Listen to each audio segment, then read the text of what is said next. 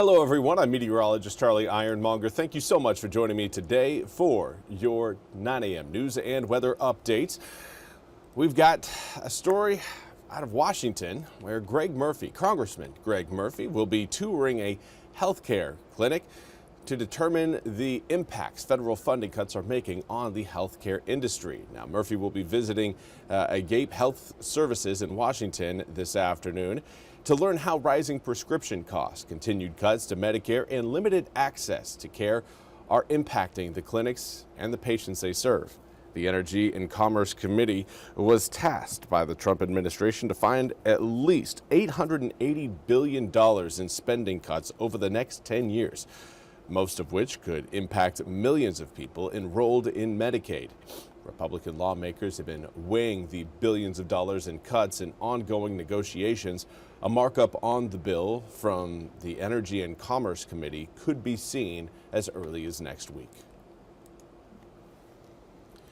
And now we want to turn our attention again to the naming of the first American Pope. NBC's Alice Barr has more from Washington. This morning, a son of Chicago, known as the city of big shoulders, waking up with the weight of the world. Pope Leo XIV, now the first American Pope.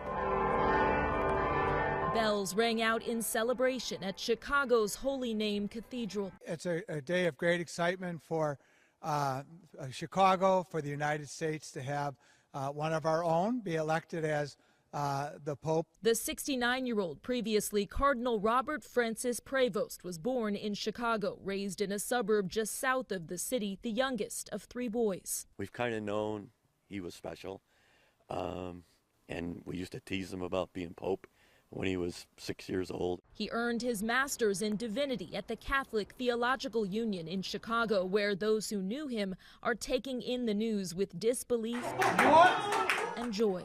He's very warm, very inclusive, very intelligent. Pope Francis elevated his now successor to be a cardinal, and many are reading into Pope Leo's first words from the Vatican about building bridges and being open to the world that he's likely to follow in Francis's footsteps, also sharing a connection to Latin America, having served for many years in Peru, multilingual and shaped by a global perspective. Very excited. An American who's lived in Latin America. I never thought in my life I'd see an American Pope. President Trump celebrating the news from the White House. To have the Pope from the United States of America, that's a great honor. As the new Pope, chosen by his cardinal brothers and claimed by the city that raised him, now prepares to lead the Catholic world. In Chicago, Alice Barr, NBC News. Thank you very much, Alice, for that report. We now turn our attention to your weather forecast, where light rain showers are coming down for parts of eastern North Carolina. Everyone will eventually get some rain at some point today. Some of you, well, most of you, will probably be getting those raindrops early in the morning and potentially again later on in the afternoon and evening. Let's take a look at what we've got outside right now.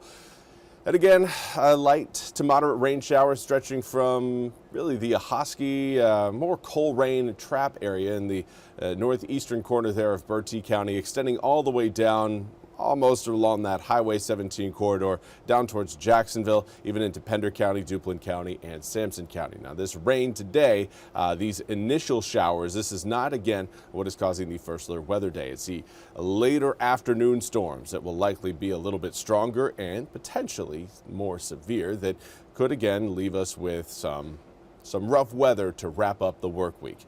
Here's kind of a look at the whole setup. Again, we've had plenty of rain over really the past 24 hours, but we've got even more on the way with that area of low pressure brewing down in the Gulf of Mexico. You're seeing it just south of Houston. That area of moisture, that pocket, that collection of drops, that is going to be kind of stretching itself out over the southeastern United States here over the next 2 days, today and tomorrow, before again giving us an increasing chance of rain as we head from Mother's Day into Monday and Tuesday of next week. Well, let's take a look at your air temperatures out your door right now. Most of us walking out to the mid to upper 60s. Some of us along the coast already in the low 70s. We've got 70 degrees in Elizabeth City as well as Edenton, 71 in Manio as well as Swan Quarter, 72 in Stumpy Point, 73 in Hatteras as well as Beaufort. Everyone else right now looks like they're holding temps in the 60-degree range. Now, winds currently are fairly light. We're seeing a little bit more of a breeze as you get closer to the water, but even then, more of a 5 to 10 mile per hour breeze. Strongest wind right now, Elizabeth City coming in at about 12 miles an hour out of the west-southwest. Now, because of that southwesterly wind direction, that will again lead to a little bit more humidity as we head through today. Right now, dew points in the low to mid 60s, which are right at or a little bit higher than where we were yesterday at this same time. Because of that rise in humidity, we'll see a better opportunity for storms coming up later on this afternoon. Here's a look at some of those storms developing over eastern North Carolina. Again, going to be fairly spotty. Some may try to ride along a singular line, a boundary that could push through eastern North Carolina, but right now, again, I'm anticipating a little bit more of a scattered outlook for those storms coming up for tonight into the, well, most likely done by the time we get to tomorrow morning, certainly by the time we wake up. I think most of the showers and storms that we see tonight will be wrapping up as we head towards 1 to 2 a.m. early Saturday morning. And through the day on Saturday, again, mostly cloudy skies, a little bit more rain tries to approach the coast as we make our way into Mother's Day. Of course, Mother's Day coming up this Sunday. Make sure you have done something special or got something special planned for the mom in your life. 81 degrees today, turns to 74 tomorrow, 77 on Sunday, and then again more rain shows up Monday, Tuesday, and Wednesday of next week, which again is great news. We are in need of the drops. Moderate to severe drought present throughout 80% of eastern North Carolina. So getting that type of rain in the east is certainly an encouraging sight, and it's one, thankfully, that most of it's going to be coming in Monday, Tuesday, and Wednesday, and not all on Sunday. Don't want to rain out Mother's Day, and right now it doesn't look like we will. Well, that's all we have time for today's 9 a.m. news and weather update from the First Alert Desk. I want to thank you all so much for joining me today. We'll be back with more news and weather right here on the First Alert Desk coming up at the top of the hour. Until then, I hope you all have a wonderful Friday.